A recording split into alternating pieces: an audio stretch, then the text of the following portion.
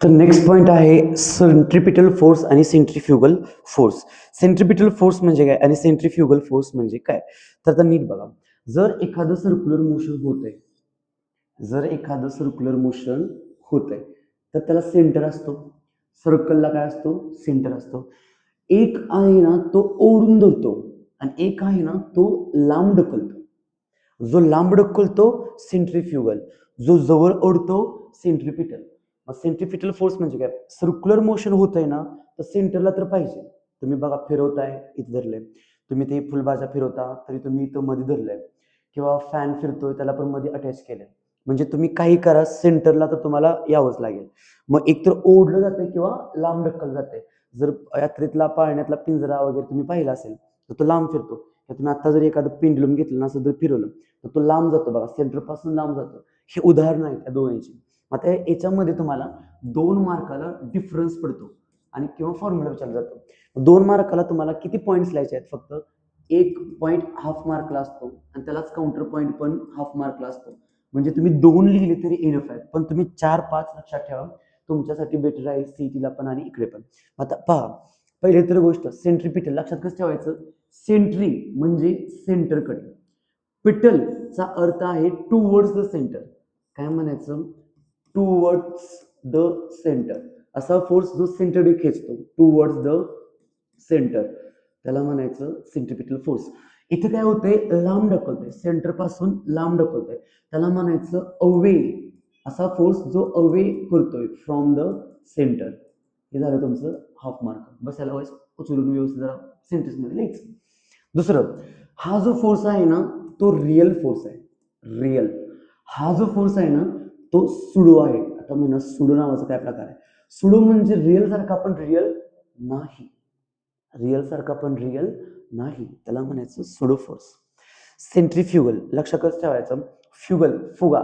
तुम्ही जर फुगा घेतला आणि फुगवला तर तो हळूहळू सेंटरपासून लांब जातो, त्याला म्हणायचं सेंट्रिफ्युगल. आणि सेंट्रिपिटल मध्ये काय बघायचं? पिटल पाकळ्या कशा अशा जुडलेल्या असतात नाही का?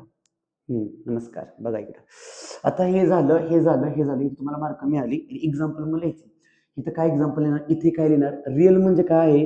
अर्थ किंवा तुमचे प्लॅनेट्स हे काय करतायत? फिरतायत. कुणाच्या भोवती फिरतायत? सनच्या. येस, ते झालं तुमचं एक्झाम्पल.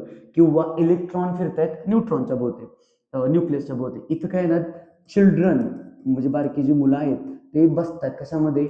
मेरी गो राऊंड.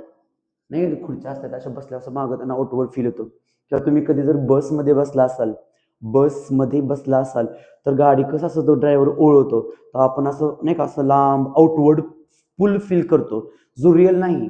एखाद्या मशीनमुळे आला त्याला म्हणतो आपण सेंट्रिफ्युगल फोर्स. आता नीट बघा, जे रिअल बॉडी आहेत जसं की चंद्र आहे किंवा अर्थ आहे त्यांना तुम्ही ऍक्सेलरेशन दिले का? फ्युल दिले का? काहीतरी दिले का? नाही दिलं. म्हणजे तुम्ही त्यांना ऍक्सेलरेट केलेलं नाही. मग ते हे कसलं आहे? नॉन ऍक्सेलरेटेड. ओके. पण हे जे आहे हे तुम्ही ऍक्सेलरेट केले.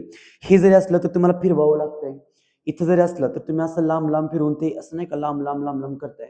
त्यामुळं हे जे आहे ते ऍक्सेलरेट करावं लागतंय. मग हे जे आहे फोर्स तो कसला आहे? ऍक्सेलरेटेड आहे. कसला आहे? ऍक्सेलरेटेड आहे. दोघांचा फॉर्म्युला बघा, सिंपल आहे. फक्त एकच फरक आहे, फक्त मायनसचा फरक आहे. आता बघा, मोशन कुठं होते? बाहेर. पण ओढलं कुठं जाते? आतमध्ये. म्हणजे अपोजिट आहे. फिजिक्समध्ये जे सायन्स असतात ना ते बऱ्यापैकी 99.9% फक्त आणि फक्त काय दाखवतात? दिशा दाखवतात. काय दाखवतात? दिशा. आता बघा नीट. इथं मग काय करायचं? तुमचं सेंट्रिपिटलचा फोर्सचा फॉर्म्युला आहे तो काय आहे?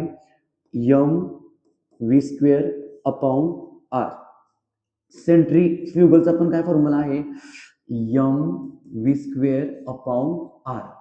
फक्त फरक काय आहे? इकडं मोशन पण बाहेर होतंय आणि डिरेक्शन पण बाहेरच आहे. विषय संपला. दोन्हीकडे कसं आहे? प्लस आहे. इथं मात्र अपोजिट आहे. मग इथं काय येणार आहे? मायनस. फक्त मायनस येईल. जेव्हा तुम्ही डेरिव्हेशन्स मध्ये घेता, जसं प्रिव्हियस डेरिव्हेशन मध्ये मी घेतलं, तिथं मायनस प्लस मॅटर करत नाही. फक्त डिरेक्शन दाखवतात. स्पेसिफिकली विचारलं तरच लिहायचं. आय होप तुम्हाला हे कळले असेल. 2-3 पॉईंट पाठ करा आणि लक्षात ठेवा.